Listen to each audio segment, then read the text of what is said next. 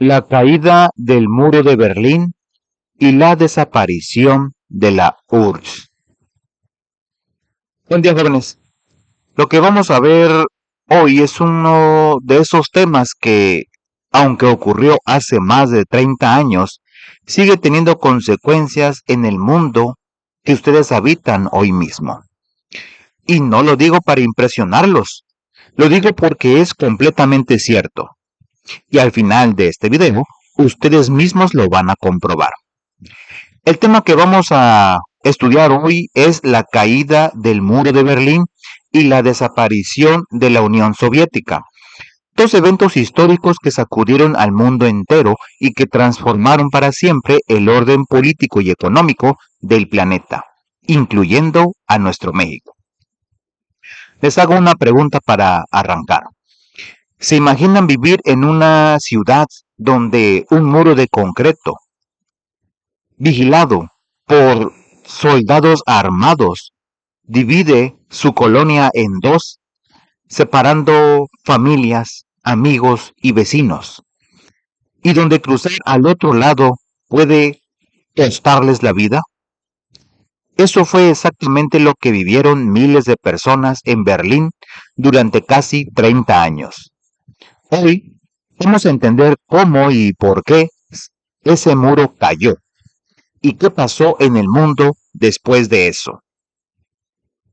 Bien, para entender todo esto necesitamos primero ubicarnos en el contexto histórico. Así que acompáñenme al inicio de nuestra historia. ¿Qué era la Unión Soviética?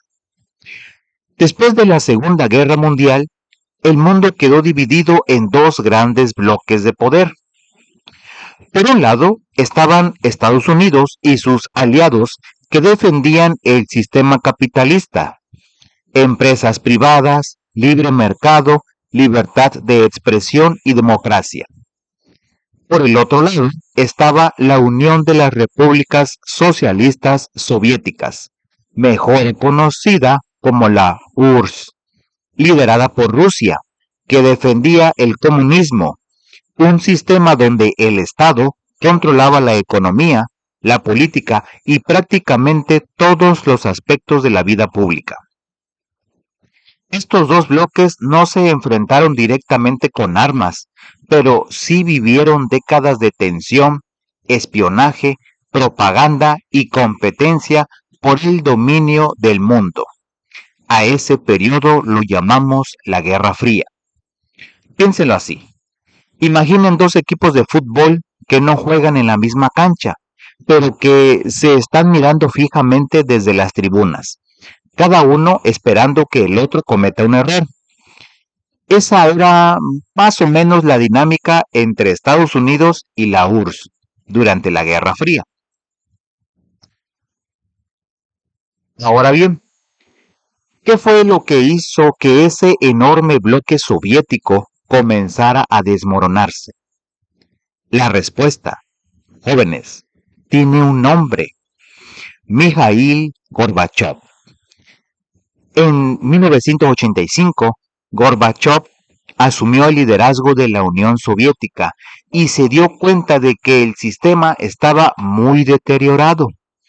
La economía no funcionaba bien, la gente no tenía libertad de expresión, el gobierno ejercía un control excesivo sobre todo.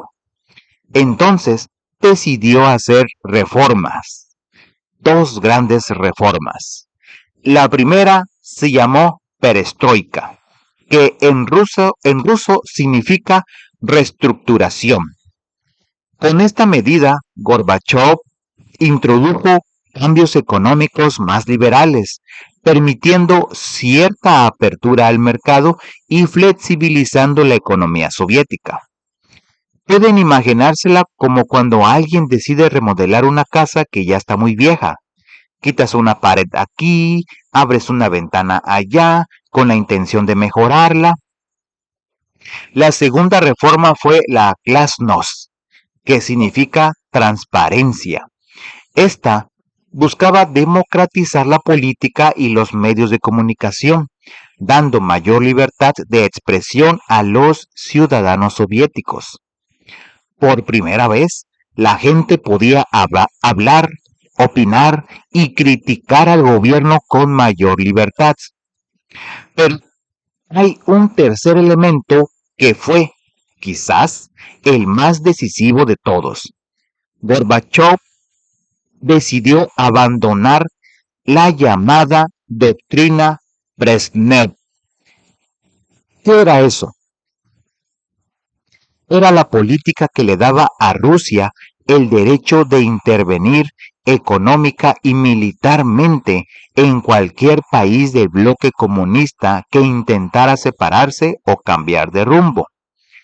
Al renunciar a ese derecho, Gorbachev les estaba diciendo a todos esos países, en palabras simples, a partir de ahora están libres de tomar sus propias decisiones.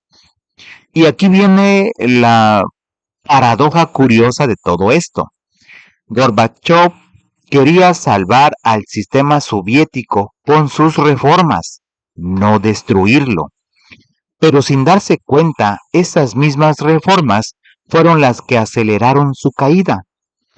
A veces, jóvenes, los cambios que se hacen con buena intención generan consecuencias que nadie anticipó. Eso también es una lección de la historia. Llegamos ahora al momento más simbólico y emotivo de toda esta historia. Voy a pedirles que se imaginen esta escena.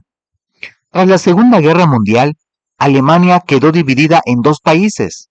La República Federal Alemana, al occidente, con un sistema capitalista y aliada de Estados Unidos, y la República Democrática Alemana, al oriente, con un sistema comunista y aliada de la URSS. Y dentro de ese panorama, la ciudad de Berlín quedó partida a la mitad.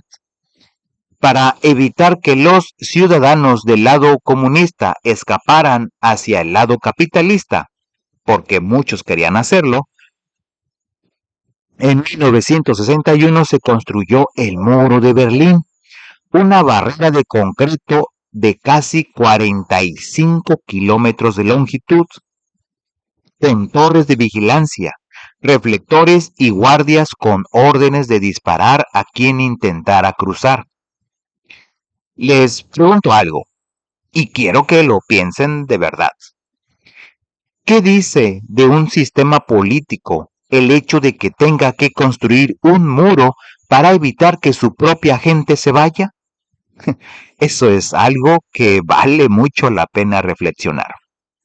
Pues bien, gracias a la apertura que comenzaron a generar las reformas de Gorbachev, en 1989 se acordó permitir el libre tránsito de personas y el flujo comercial entre las dos Alemanias.